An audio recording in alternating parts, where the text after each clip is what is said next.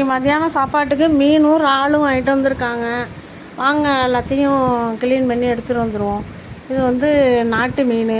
இது ஒரு மீன் கெண்டை மீன். இது 2 மீன் சிலேப்பி மீன் வாங்கிட்டு வந்திருக்காங்க.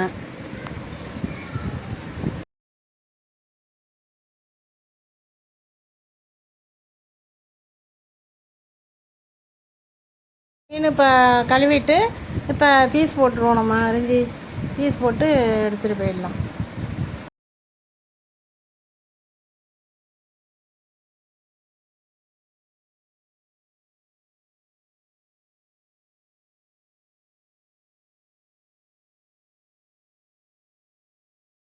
மீனை இந்த மாதிரி நைஸாக துண்டு போட்டுக்கிட்டோம்னா நம்ம வறுக்கிற போது நல்லா மரன்னு வறுத்து எடுக்கிறதுக்கு நல்லா டேஸ்ட்டாக இருக்கும்.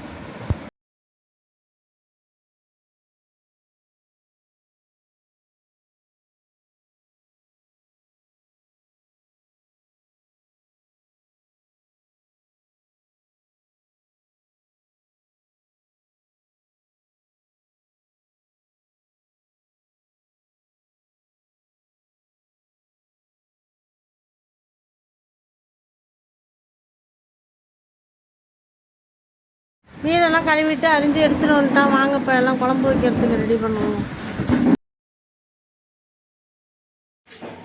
இப்போ வாங்க மீன் குழம்பு வச்சுருவோம்.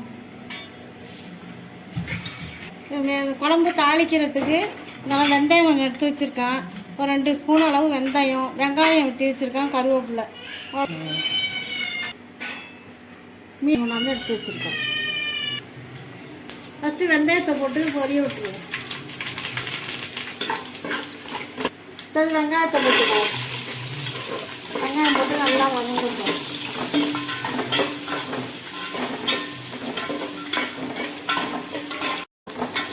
வெங்காயம்லாம் நல்லா வதங்கி வந்துட்டு இப்போ கருவேப்பிலையை போட்டுக்கலாம். போட்டு நல்லா வதக்கி விட்டுட்டு இது வந்து இப்போ புளி போட்டு 2 தக்காளி போட்டிருக்கேன்.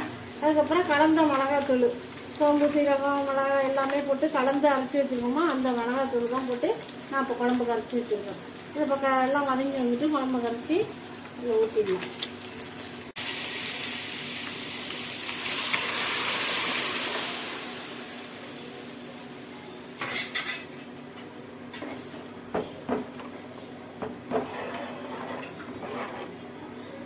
இது நல்லா இப்போ குழம்பு கொதித்து வரட்டும். கொதித்து வந்தோம்னா நம்ம மீன் மாங்காய் போட்டுக்கலாம்.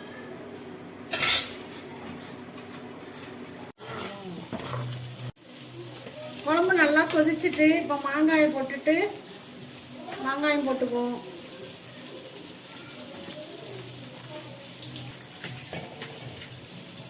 மாங்காயம் போட்டு மீனையும் போட்டுடலாம்.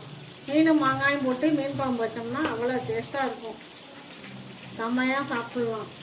நீங்களும் வச்சு இது மாதிரி சாப்பிட்டு பாருங்கள்.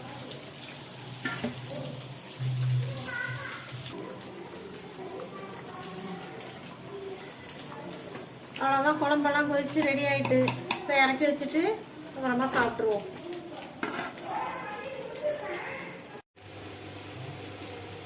பெசரி வச்சுட்டேன். இப்போ நம்ம தோசைகள் போட்டு நம்ம வறுத்து எடுத்துருவோம்.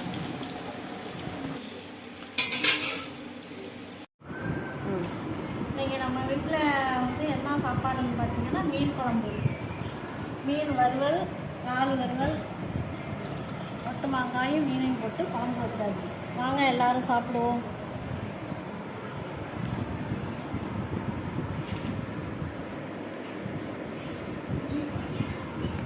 இந்த மீன் குழம்பு மாங்காயும் மீனும் போட்டு வச்சோன்னா செம்ம டேஸ்ட்டாக இருக்குது. அது பக்கத்தில் உள்ள வீட்டில் உள்ள குளத்துல பிடிக்க வச்சோமா, அதனால் செம்ம டேஸ்ட்டாக இருக்குது. நீங்களும் வச்சு சாப்பிட்டு பாருங்கள்.